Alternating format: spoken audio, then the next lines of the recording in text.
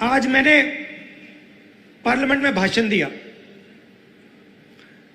और अपने भाषण में मैंने कहा कि हिंदुस्तान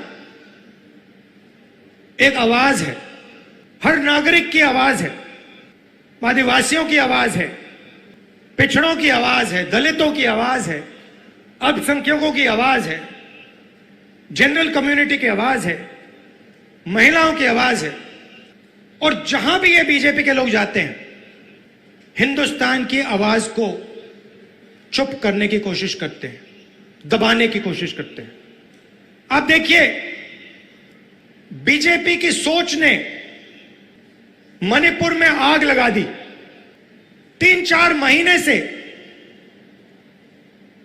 मणिपुर में आग जल रही है, लोग मारे जा रहे हैं, बच्चे मारे जा रहे हैं, महिलाओं का बलात्कार हो रहा है। मैंने पार्लियामेंट में बोला, मणिपुर में भारत माता की हत्या हुई है। बीजेपी की विचारधारा ने मणिपुर में भारत माता की हत्या की है। और देखिए, 3-4 महीने से आग लगी है। अगर प्रधानमंत्री चाहे 2-3 दिन में उस आग को बुझा सकते हैं। अगर प्रधानमंत्री ने हिंदुस्तान की सेना को कहा कि इस आग को 2 दिन में बुझा दो, हिंदुस्तान मणिपुर में जो आग जल रही है उसको 2 दिन में बुझा देगी। मगर प्रधानमंत्री आग को जलाना चाहते हैं। उन्होंने तो बांटा है मणिपुर को। और देखिए, 3 महीने हो गए, ऐसा लगता है कि मणिपुर हिंदुस्तान का भाग ही नहीं है, स्टेट ही नहीं है। प्रधानमंत्री ने एक शब्द नहीं बोला। मैं वहां गया, रिलीफ कैंप्स में गया, महिलाओं से बात की, बच्चों से बात की, गले लगा। विपक्ष के मेंबर ऑफ पार्लियामेंट गए, मगर प्रधानमंत्री नहीं गए। एक शब्द आज तक नहीं बोला। जहां भी ये जाते हैं, किसी ना किसी को लड़ा देते हैं। आदिवासियों को कहेंगे तुम्हारी जमीन नहीं है, नफरत फैलाएंगे, हिंसा फैलाएंगे, बाकी लोगों के बारे में गलत शब्द प्रयोग करेंगे। इससे देश को फायदा नहीं होता। राजस्थान में देखिए, हमारी सरकार ने क्या क्या किया। CM Chiranjeevi health insurance scheme देश का सबसे बेहतर हेल्थ इंश्योरेंस स्कीम है। कालीबाई स्कूटी योजना, मुफ्त में महिलाओं को स्कूटर। मुख्यमंत्री कोचिंग योजना, फ्री एंट्रेंस एग्जाम में कोचिंग मुफ्त में। SC/ST डेवलपमेंट फंड को 500 करोड़ से 1000 करोड़ कर दिया। तो हम गरीबों की सरकार चलाते हैं, आदिवासियों की सरकार चलाते हैं। पेंशन स्कीम, पुरानी पेंशन स्कीम जो राजस्थान की सरकार ने दी, 90 लाख से ज्यादा लोगों को फायदा पहुंचा। गिग वर्कर्स वेलफेयर एक्ट, जो उबर ओला चलाते हैं, उनकी मदद के लिए। तो हम गरीबों की सरकार चलाते हैं और हम लोगों को जोड़ने का काम करते हैं। पूरे देश में वो नफरत फैला रहे हैं। इसलिए मैं कन्याकुमारी से कश्मीर चला, राजस्थान से भी मैं निकला था। भारत जोड़ो यात्रा हमने की, पूरे देश को जोड़ने का काम किया और एक नारा दिया था, नफरत के बाजार में हम मोहब्बत की दुकान खोलते हैं। और यही हमारा काम है। जब मैं छोटा था, 6-7 साल का था, तो मेरी दादी इंदिरा जी ने मुझे एक किताब दी थी। किताब का नाम तेंदु एक आदिवासी बच्चा, ये नाम था, और वो एक आदिवासी बच्चे की जिंदगी के बारे में किताब थी। वो जंगल में कैसे जीता था, तीर कमान से मच्छी मारता था,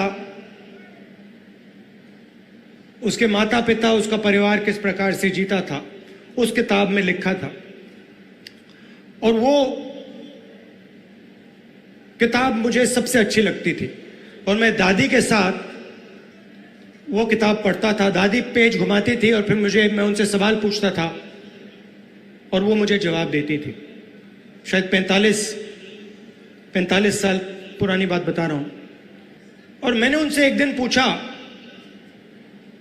कि दादी, ये आदिवासी शब्द जो है इसका मतलब क्या है?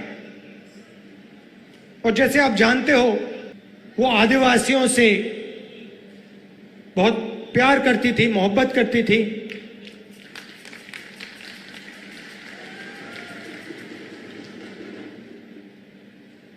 आपसे बहुत गहरा रिश्ता था उनका।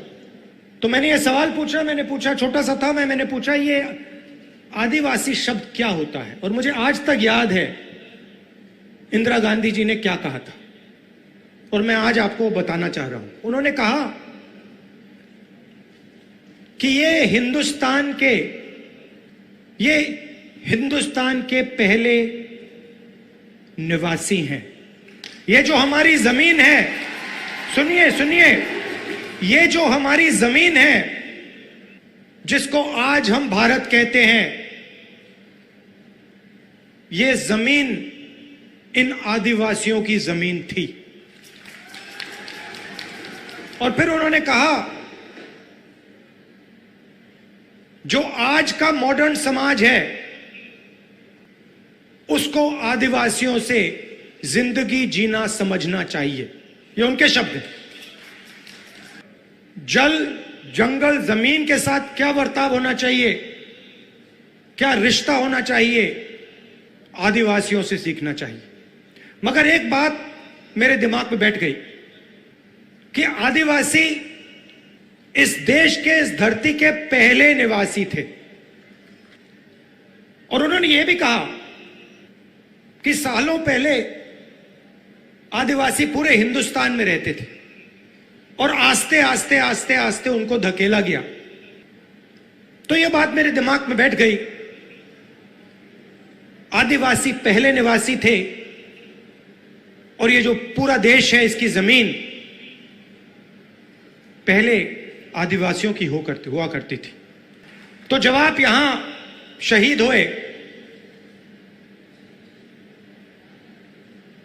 हिंदुस्तान के जो ओरिजिनल मालिक थे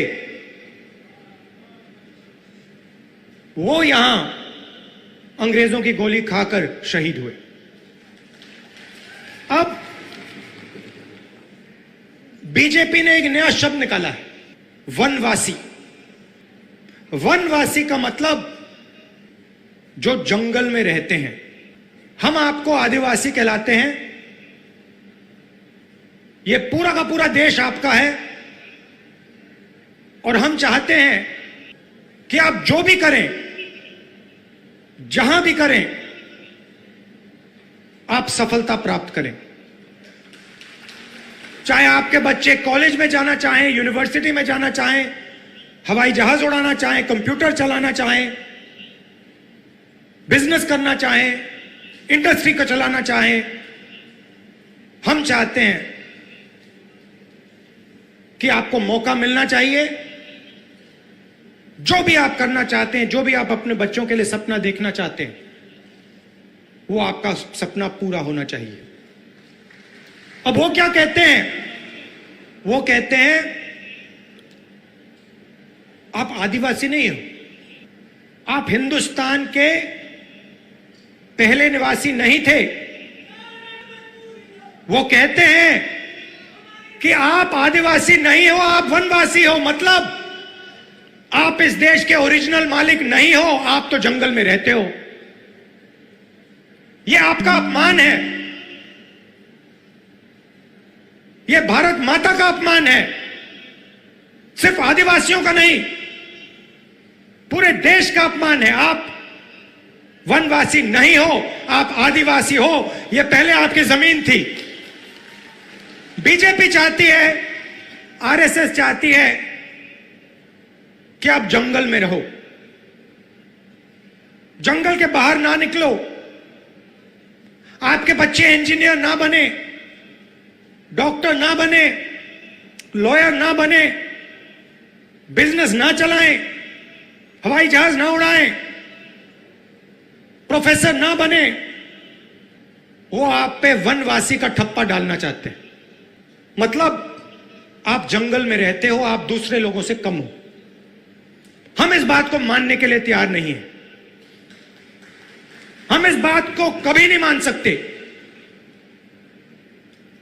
आप इस देश के मालिक हो, यह जमीन आपकी जमीन है और इस देश में आपको हक मिलना चाहिए। अच्छा, फिर आपसे कहते हैं आप वनवासी हो और फिर आप ही के जंगल को आप ही के हाथों से छीनकर अदानी जी को पकड़ा देते हैं। वनवासी आपको कहते हैं, मगर जब हमने आपको जंगल का, जमीन का, जल का हक दिया, पैसा कानून दिया, आदिवासी बिल दिया, तो बीजेपी ने, आरएसएस ने क्या किया?